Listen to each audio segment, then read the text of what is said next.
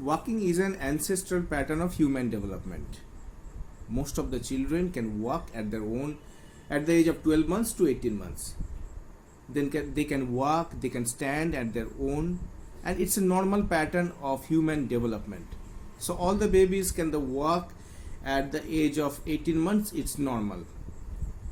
But some of the baby, the mother or the parents complain that they cannot walk at the age of 18 months, and there is some delayed in sitting. So there are some questions if the baby has normal or is in the delayed categories. So some children will fall outside the expected range and yet still walk normally in the end. So they are normal. Some of the children may learn in very normal stage, and some of the children may fall outside the range. So they can walk at the age of 18 months also. So better option to wait for 1 month or 2 months and review the child with your pediatrician or the therapist. But if the child is getting delayed regularly, or he is getting delayed at the age of 18 months, he is not walking alone. So it's better to consult a therapist. And some other factors we need to discuss, some of the etiologies. Delayed walking may be in a simply variation of the normal, and other common cause may include it's a familial. So sometimes the delayed development can be also familial. So the parent report that his father walks in a delayed, and there are some hypotonia, some low limb tone. So it can be a variation of the familial predisposition also. So there were some learning disabilities also. So there is a delay in the all development categories such as fine motor skills, language, social skills, and the gross motor skills. So they are termed as the GDD, as the global developmental delay. So this child also needs some therapeutic interventions.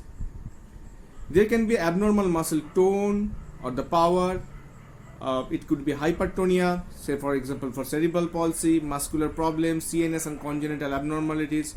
Hypotonia can be associated with some genetical problem, Down syndrome, Prader-Willi syndrome, Williamson syndrome, like this.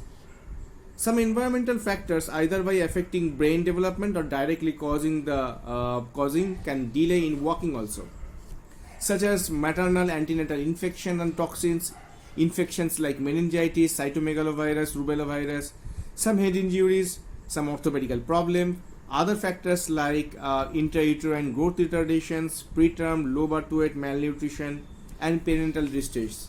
So there are some medical factors also we need to understand why the child is getting delayed. So it's a general formula how to assess your child.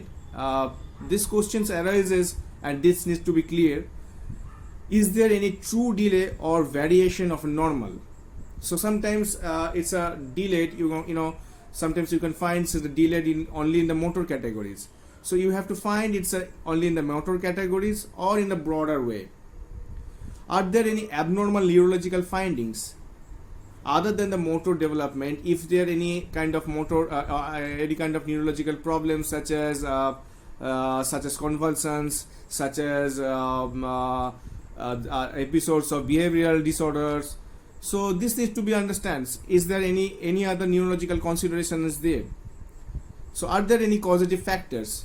The history is a very important factors. So maternal history, and so history is an important part of an idea, of getting an idea of your child, so that the practitioners or the pediatrician can understand what is going on and what is the perinatal histories.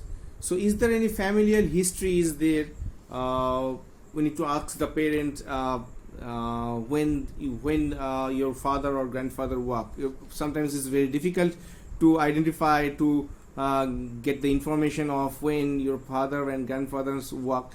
But it's sometimes it's a hereditary or familial factors that could delay in walking and in the motor development also.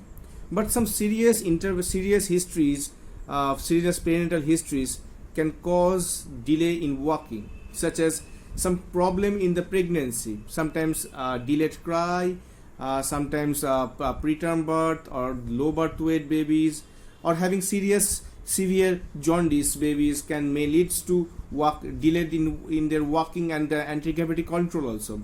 So is there any kind of serious illness like meningitis, encephalitis, viral infection, or sepsis like these episodes?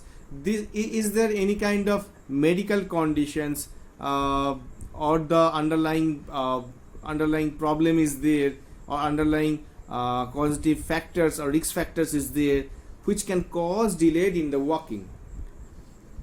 So another factor is also understand that gross motor development delayed in walking can be associated with the fine motor problem, speech problem, and language problem, and social skill problem also. So this kind of information is also important.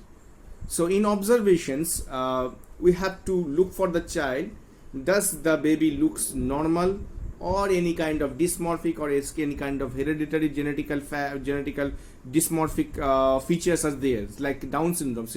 In a Down syndrome babies, it's clear that the babies having Mongolian face. They will be delayed in the walking and delayed in the gross motor development.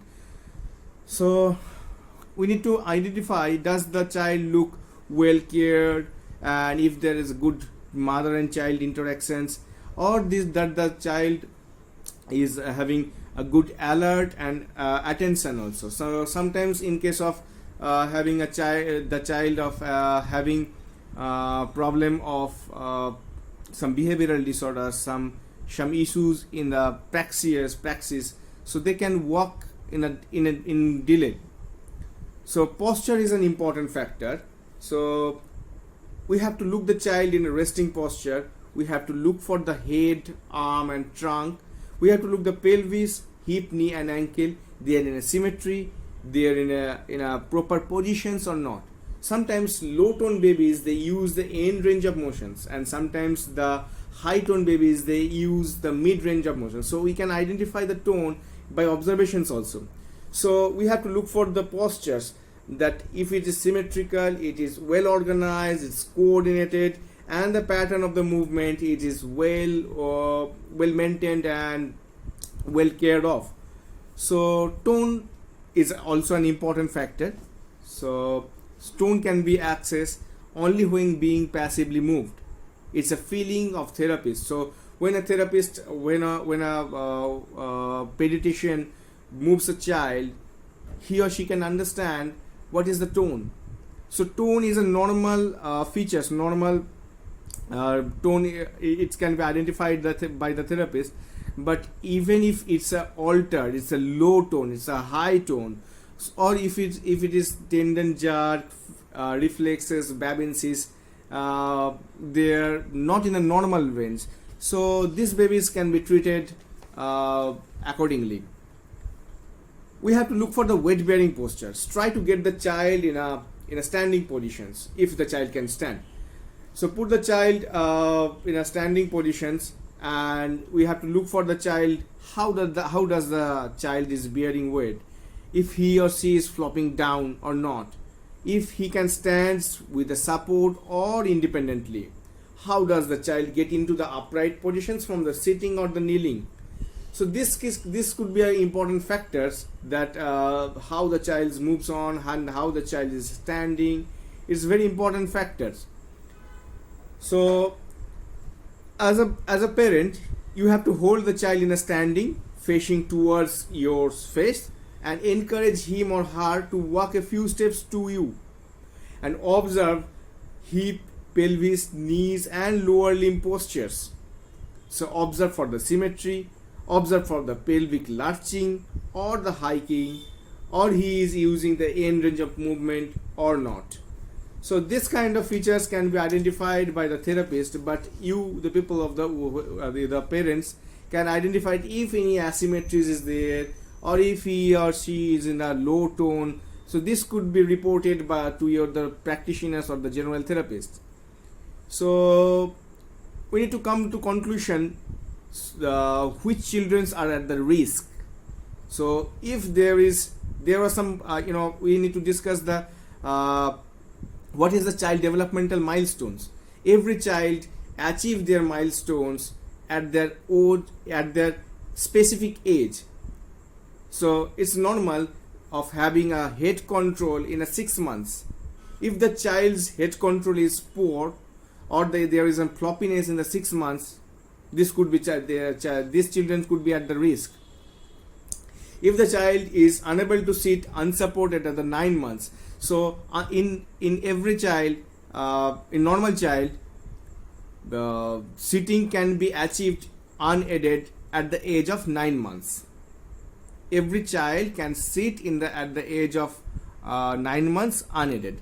If the child is unable to sit unsupported in the 9 months, these children could be at the age of risk. So not bearing weight throughout the leg at 12 months is also an important factor. Not walking at the age of 18 months, not running at the age of 2 years, and not climbing stairs at the age of 3 years. And if there is persistent toe walking, increased or decreased muscle tone, they need to be referred to your therapist or the pediatricians. So management is depend upon the underlying causes. So there is no certain management's formulas. So general take home message: if the child reach all other milestones normally and seems to be at the verge of achieving this one, review in the next month, review in the next week. And if the child is not walking, and that's fine also, but you need to refer to therapist, or you need to refer to your pediatricians for broader understanding. So Physioped is there for you to identify or to discuss your child's needs or your child's inabilities. So I am there for you to help your child, and you can send the informations or any other kind of problems directly to me, so that we can discuss, or we can digitally, we can virtually can support your child in this forum. Thank you for watching this. Good night.